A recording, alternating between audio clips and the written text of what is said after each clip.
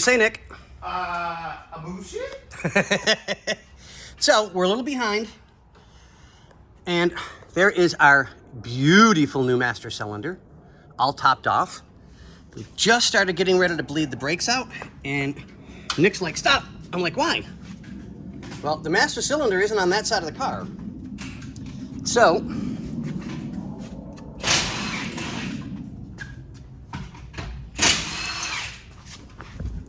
we have an exploded line.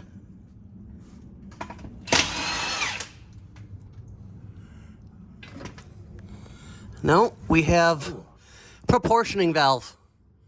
Is that what it's at? Yep. Okay, because I'm like, dude, actually, I see the hard line coming in right here, and it's dry on this side. Yeah, it's right out of the proportioning valve itself. So we'll wait till Bobby gets here to take a look. But yeah. All right, we'll keep you guys informed.